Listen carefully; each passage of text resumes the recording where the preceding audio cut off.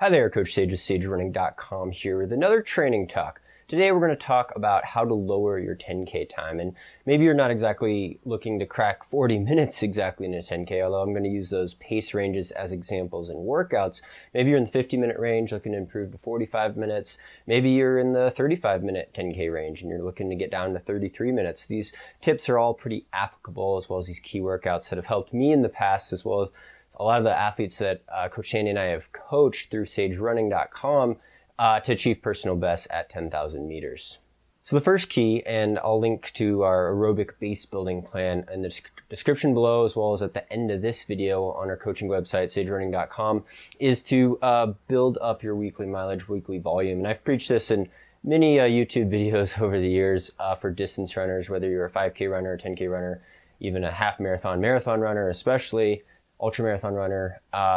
Generally, the more consistent you could be with your training, the better stamina and endurance you're going to have. And that's really a key for running a sub 40-minute 10K, is to have that stamina endurance, right? A lot of us could sprint 100 meters pretty fast. You could probably out sprint me, 14 second, 15 second 100 meters, or even 18 second 100 meters. That's way faster of a velocity than you need for a 10K. The trick is in 10K, you have to be able to sustain a pretty fast running pace for that 6.2 miles, 10 kilometers. So the idea is to build that speed endurance, and to get that, if you're running 3 or 4 times a week, if you start running 5 or 6 times a week, that's going to help you a lot more, and just to be more consistent with your distance running. And not all runs have to be super long, but if you start working up your weekly mileage and stay healthy and not get injured at an easy pace, easy conversational pace where you're not breathing too hard, you could slowly increase the distance of your runs. And a lot of fast 10K runners, sub 40-minute 10K runners, will be doing long runs that are way in excess of 10 kilometers. So maybe they'll do a 20-kilometer long run, or they'll do a, 12.4 mile long run on the weekend, or 13-mile long run on the weekend. Other days, maybe they're doing 10K in training, or they're doing 8 miles or 6 miles, or 16 kilometers in training on other days. And so it varies a lot. And, if you could do that at a slower pace for our 40-minute 10K runner example, that would be around 8-minute mile pace, or maybe, 6 or 5-minute per kilometer pace. It's more of an easy endurance type of building, aerobic base building type of pace. You do that consistently where you don't get injured, then you're looking at adding in speed to your training. So speed parameters, to run a sub 40-minute 10K, you're going to need, I wrote some pace charts down here. That's 6:26 per mile pace, or 4 minutes per kilometer pace, 40-minute 10K, right?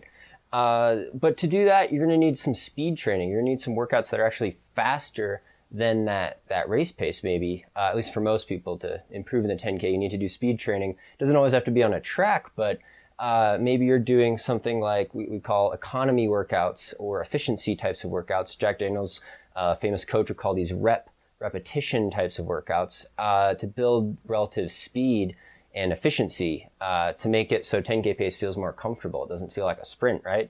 And these aren't wind sprints. These are like 400-meter repetitions, one lap around a 400-meter track, or even 800-meter repetition, half mile about, at a pace that's substantially faster than your 10K pace. It'd be faster than your 5K pace.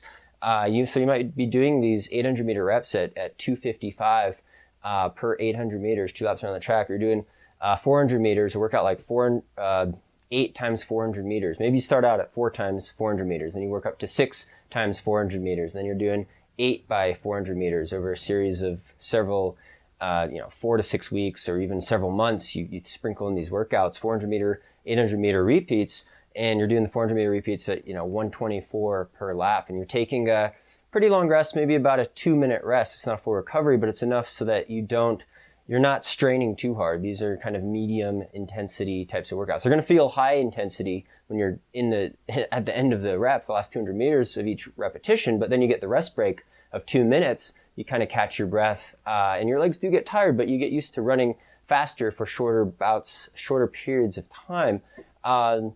Then, as you progress in your training, this again might take 4 or 6 weeks of a training block like this, building up your mileage and then adding in some of the speed.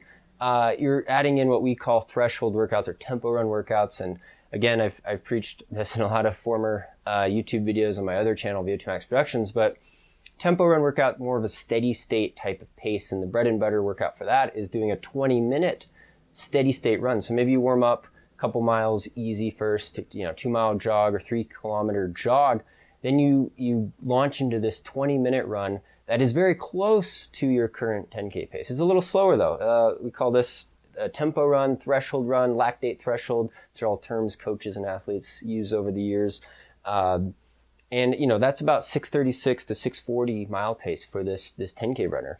And given their race pace is 626 per mile, it's only 10, 15 seconds per mile slower than their 40-minute 10K pace, but you only have to do it for 20 minutes. So it's kind of a medium intensity effort, a medium steady state, not a super hard workout, but a challenging workout. It's not an easy run. And that's about 408 to 410 per kilometer pace. Again, race pace being 4 flat per kilometer.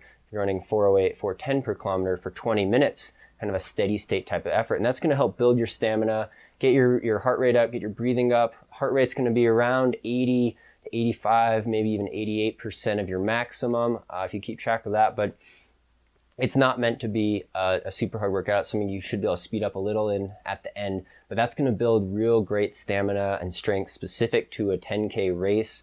It's going to make it feel, your legs are going to get a feel for what it's like to run very close to 10K race pace velocity. Here you're still doing these 400 meter repeats and 800 meter repeat workouts faster than 10K pace and even faster than 5K pace. Now, to bring it all together, we're going to add one more type of intense type of workout, and that's going to be what some coaches, a lot of coaches, would call traditional VO2 Max types of workouts. Again, a link to my other channel, VO2 Max Productions, is the name of the channel, which is basically these are aerobic capacity workouts, or think getting your heart rate up towards 100% maximum. Very hard workouts, hard track sessions, 5K pace or even slightly faster than 5K race pace for medium length to long intervals. So we're talking kilometer repeats, mile or 1600 meter repeats at this high intensity interval type of pace that's faster than 10K pace. It's about 5K pace, maybe a little slower on the mile repeats, but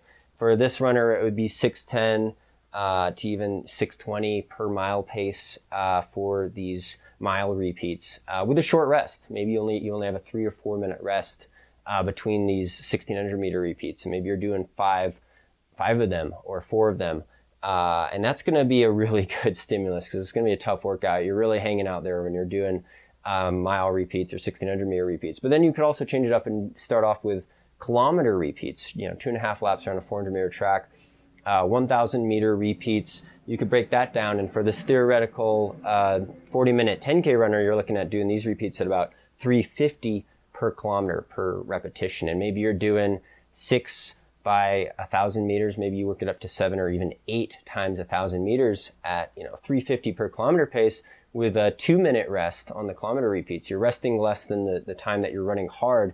That's a tough workout, but it's going to get you, it's really specific to the 10K, because then when race day comes for a 10K, you're going to have to string 10 kilometers in a row all together at 4 minutes per kilometer. So you've done the work faster than your goal race pace, than 10K race pace. You've done 3K pace work, 5K pace work. You've done the tempo runs, the 20-minute tempo runs, slightly slower than your 10K pace. And then you've done 80% of your training, roughly, a lot of mileage, a lot of recovery days and easy pace jog runs, a lot longer than 10K in distance at 8-minute per mile pace, 5 minutes per kilometer pace. So very relaxed and a lot slower, but you've built up that leg strength, you've built up that efficiency in your cardiovascular system, how your body could utilize oxygen and blood flow to your muscles, as well as that tendon strength, muscle fiber stimulation, and your heart being able to pump more blood to your working muscles and being able to handle the breathing and the work output of making this time goal possible. So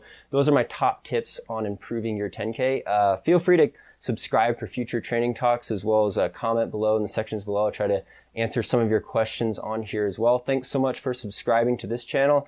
Again, I'll link to our free aerobic base building plan. It's on our website, sagerunning.com, in the description below, as well as up here, sagerunning.com. We also have training plans for 5K, 10K runners, half marathon runners, and marathon runners, and beyond. Thanks so much, guys, and stay tuned for more Sage Running training videos.